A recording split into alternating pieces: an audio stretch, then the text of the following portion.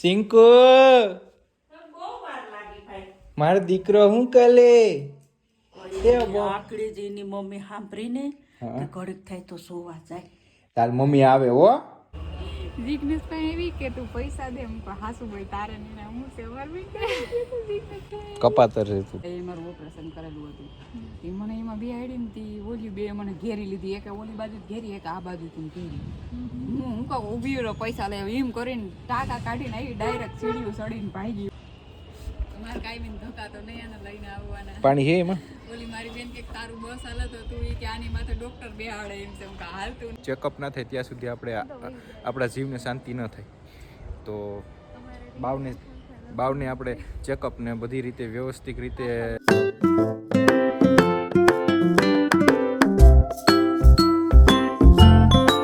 ઓમ નમઃ શિવાય. Good morning, welcome to new vlog guys. આજે 11 વાગે મોર્નિંગથી વ્લોગ સ્ટાર્ટ કર્યો. આજે ગાઈઝ કઈ ભાઈને है ને થોડીક तबीयत મોઢું બગાડે शिवाय को थोड़ी तबीयत खांसी और सर्दी हो गई थी, तो इसीलिए हम लेके आए हैं हॉस्पिटल में.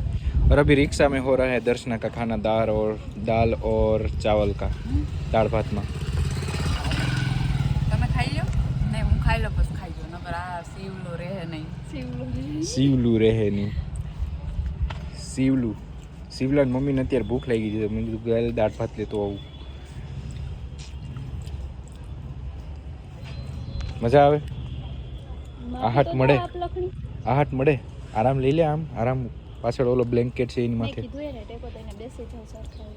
હા બસ સરખાઈએ પાલોઠી વારવી હોય તો પાલોઠી વારી.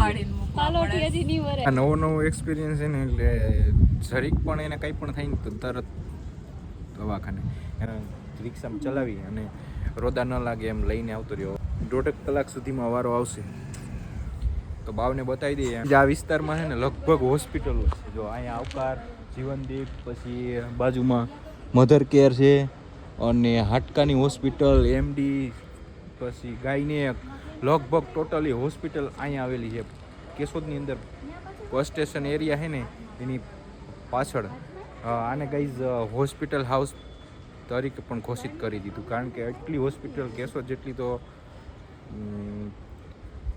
સિટી, સ્મોલ સિટીની હોસ્પિટલ બહુ ઝાજી ગાઈઝ. બધી હોસ્પિટલ અત્યારે એમ લાગે ભરસક ભરી છે.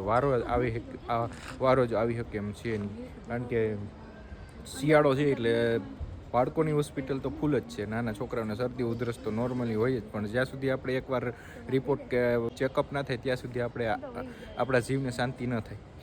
તો બાવને આપણે ચેકઅપ ને બધી રીતે વ્યવસ્થિત રીતે દેખાડી દઈએ ને ડૉક્ટર સાહેબને, તો પછી જ આપણે નિરાશ થાય. અત્યારે એને ભૂખ લાગી ગઈ તો દાળ ભાત લેતો આવ્યો. મેં કીધું રિક્ષામાં બેઠી ખાઈ લેની. આમાંય મેં કીધું કે આપણે આ પૃથ્વી ઉપર, સૃષ્ટિ ઉપર જન્મ લીધો તો આપણે પહેલાં એમનેમ જ ઘર ક્યાં હતું કે નહોતું કંઈ રહેવાનું ઠેકાણું, તો બધું ઓટોમેટિક ફ્લોપ થયું. પ્રો બનવાની જરૂર નથી. પ્રો આપણી અંદરથી નીકળવું જોઈએ કે હું પ્રો જ છું બધી રીતે. થઈ ગયું. વાહ દસુ, બધું ફિનિશ કરી નાખ્યું. વાહ દસુ, વાહ યાર વાહ. એવોર્ડ આપવો જોઈએ હોત, એવોર્ડ આપવો જોઈએ હો દસુ. મારી પાસે પૈસા હોત ને તો આ લઈ લે દસુ, એટલું બધું આ બધું લઈ લે. જો મારી પાસે પૈસા હોત ને 20 કરોડ હોત ને 20 કરોડ, તો આ 1-2 કરોડમાં તો આ લઈ લે. પછી અહીંયા આના જેમ માની જેમ હોટલ બનાવી નાખે. હા 10 કરોડ હોત ને તો હું એક હોસ્પિટલ જ ખરીદી લેત ને એક બાળકોનો ડોક્ટર આને સ્પેશિયલી ડોક્ટર આની માથે બેહાડે. હું પગાર આપે તેને 2 લાખ રૂપિયા મહિનાને. હે કેતો દસુ, કઈ ચિંતા નહીં. તમારે કાંઈ બી ધક્કા તો નહીં આને લઈને આવવાના. પાણી હે એમાં. ઓલી મારી બેન કે તારું બસ હાલત હતું એ કે આની માથે ડોક્ટર બેહાડે એમ છે. હું હાલતું નથી ને ડોક્ટરની ફી નથી ગઈ એટલી બધી. કીધું ગમે એને રાખ દેવાની, નર્સને રાખ દેવાય. ઈ થોડા ને ઈ જ કરે બધું. શું જોઈએ તારે? નર્સ જોઈએ કે શું જોઈએ? હવે તારે શું જોઈએ છે? પાણી પીવું છે? એમાં નથી પાણી? રૂક લઈ આવું અહીંયા સામે બાજુમાંથી. અરે ઓલી મારું ઓપરેશન કરાવ્યું હતું હસ, તો મારા ટાંકા કાઢવા આવ્યા હતા હમણાં. ઓલી હમણાં નહોતી આવી. આ બે મમ્મી દીકરો ફળદુ હોસ્પિટલમાં બતાવવા ગયા અને વાહે પડી જાય ઈ હાવ. મને રિક્ષામાં બેહાડી તે ઓલી રિક્ષા હતી તી મને એ રિક્ષામાં બેહાડી ને કે તું અહીં બે તારથી સીડી નહીં ચડાય તો એ મારું ઓપરેશન કરેલું હતું તે મને એમાં બેહાડી ને તી ઓલી બે મને ઘેરી લીધી એક ઓલી બાજુ ઘેરી એક આ બાજુ તું ઘેરી હું કહું ઊભી રહ્યો પૈસા લઈ આવું એમ કરીને ટાંકા કાઢીને આવી ડાયરેક્ટ સીડીઓ ચડીને ભાગી હું તો ઉપર હું પૈસા લઈ આવું ઊભો હું કે મારો પર્સ ઉપર પડ્યો એમ કરીને ભાગી હું ફટાફટ તો બી કેવી બીક લાગે અને પાછું વાહે પડી જાય એની પાસે તો મગજમાં એવી વાતો આવે ને કે આપણે કોઈ સાંભળી ના હોય.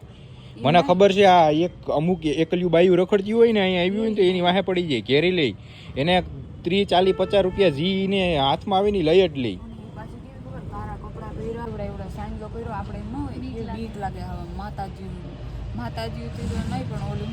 માતાજીનું હા ઈ એવો વેશ એક તો પહેર્યું હોય અલગ જ ભાઈનું કંઈક કાળું નું બને લાલ કલરનું કોસ્ટ્યુમ સાફ સફાઈ કરે છે બિસાડ્યું હોસ્પિટલોમાં એ રાતને બી સાફ સફાઈ કરે તો એને 5-6 હજાર રૂપિયા આપતા તેમાં વર્ગી જતી હોય તો માંગીને કોકનું કોક ભાઈ એને આદત જ હોય દસું યાર માંગવાની આદત હોય એને કઈ એને આધાર કાર્ડની કઈ જરૂર નથી એને ક્યાંય જવાની જરૂર નથી એને માંગીને એનું પેટ ભરાઈ જાય એને ખબર હે તો પરવા કેવું કર્યું હતું ખબર છે એક બાઈ હતી કેવી ખબર આપણી મમ્મી હોય ને એવી બાઈ કા જીગ્નેશ પાસે આવી હતી જીગ્નેશ પાસે એવી કે તું પૈસા દે હું હાસુ ભાઈ તારે ને હું સેવર બી કપાતર છે તું તો હા ઈ પાસે દુકાઈ ને એવી મને કે પૈસા દે કે મારે આને કેવું તારા તને હાસુ ભાઈ ને ખબર નથી કે હું અંદર છું પછી જીગ્નેશ કે ગાવ તું કે હરકી ને ઊભી રહે કે હું એના ગોતતો આવું કે જ્યાં હોય ત્યાંથી પછી ઓલા બહાર કે ઓલી બાઈ એવી હતી જોઈ તમે આ કે લા પણ અહીંયા કેશોદ જેવી તો ક્યાંય નહીં હોય નૈકરી માંગવા વાળ્યું એમાંય દવાખાના પાસે તો દુનિયાની હોય તમે કે જરાક કયો તો મને કેમ નહીં ગઈ એવા ડખા કરી નહીં ગયા હા દવાખાને તો નૈકરી આગળ આવી પણ તો બે બાયું આવ્યું તો એના એને થારીમાં આપણે તો ભગવાનને જોઈએ એટલે કહી દે કે હાલો ભાઈ વાંધો નહીં 10-20 રૂપિયા દઈ દે એના નામે હે લાવો હું એના રાખ નહીં મને નથી ખાવું યાર 5 પકોડા લઈ આવ્યો સ્વસ્તિકના પકોડા હે એક નંબર જોટાને લાવો અહીં આપી દો મને એમ લાગે છે કે વાળ બાળ તો નહીં વહી ગયો ને ગોરામાં કેમ ખબર પડે ગળામાં હા એમ કરે એમ જ કરે છે ડોક્ટરને કેવું લાગડી દર્શન ને મેં કીધું તો ઈ કીધું કે કફનું છે બંધ છે મોઢેથી કફનું છે ને ઈ કે મોઢેથી શ્વાસ લે છે એમ જ લઈ છે ઈ કે કફનું છે ને એટલે છે ને એને હજી ઉધરા ખાતા ન આવડતી હોય કા અને આપણે પાછું નવું છે એટલે આપણે તરત એને જોઈ ના શકીએ એને કંઈક પણ એવું થાય એટલે આપણે તો કારણ કે ઈ તો રોજ નવું શીખતો હોય નવું અપડેટ થતો હોય પ્લેટ ખાલી હોય ને આમાં કે સાચી વાત છે આ ઉઠીને દવાખાને વાત તો કરું કે પૈસા હોત તો હું અટાણે જ આ બધું લઈ લેતા અહીંયા આગળ પછી ડાયરેક્ટ બે મજા જો મને ગમે એ કઈક થાય તો મધર કેર માં બાજુમાં છે આને કઈક થાય તો આવકાર બાજુમાં છે એવું શું કરવાનું વિચારવું જોઈએ કે આપણે કઈક થાશે હે પોતે જ વિચારન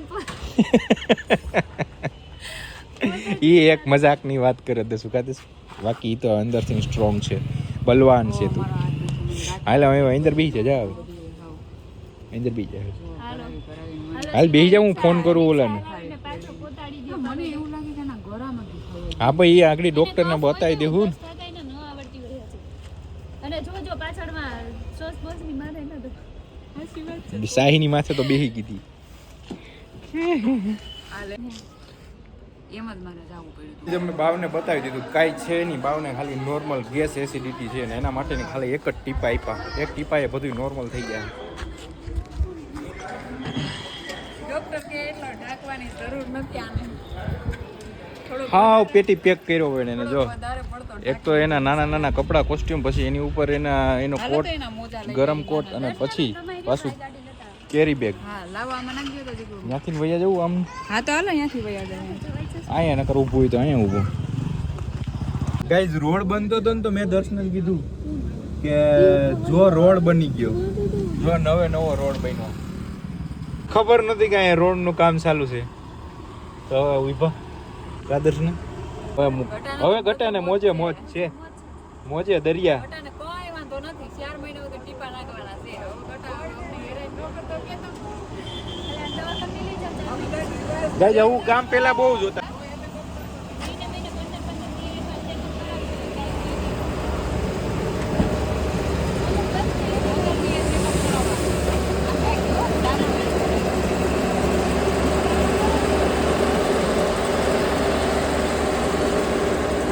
ગાઈઝ આપણો રોડ બનીને તૈયાર થઈ ગયો. પણ આ આપણા ગામ વાળો નથી, આ સાંદીગઢ વાળો વેલું ધ્યાન દે. નવા રોડમાં ઓપનિંગ આપણાથી થયું. આમ જોવો હોય તો દસુ બિસાડા ધૂળમાં રમે, જલસા પડી ગયા ને. હા હે ને કીધું બહુ હેરાન કરે. રેડી હાલો આવું પછી હમણાં થોડીક વાર રહીને. હો મમ્મી બેન ક્યાં? સિંકુ મારો દીકરો હું કલે આકડી જઈને મમ્મી સાંભળીને ઘડીક થાય તો સોવા જાય. તાર મમ્મી આવે હો.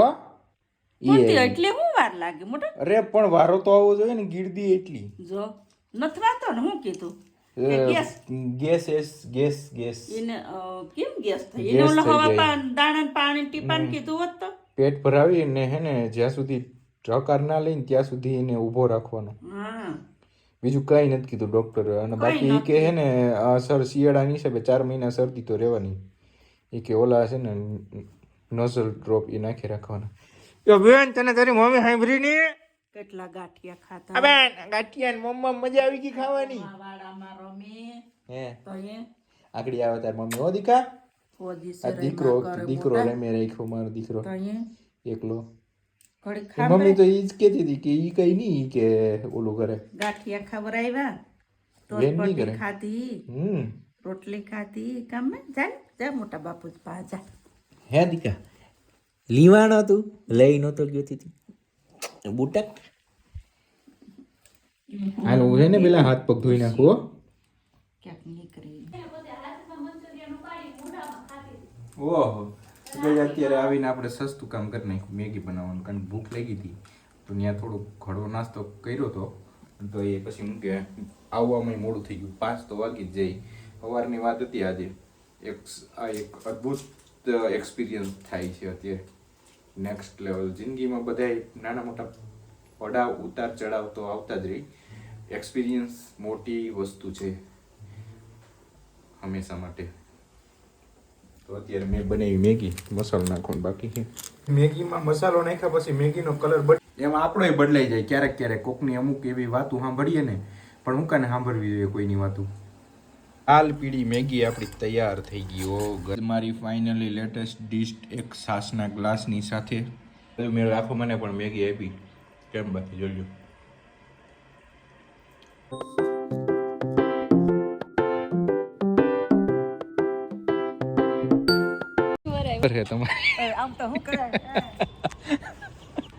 એને એમ કે હું કરે આ આમ તો હું કરે બિચારી તોતડી મારી નાખી લ્યો ને તમે.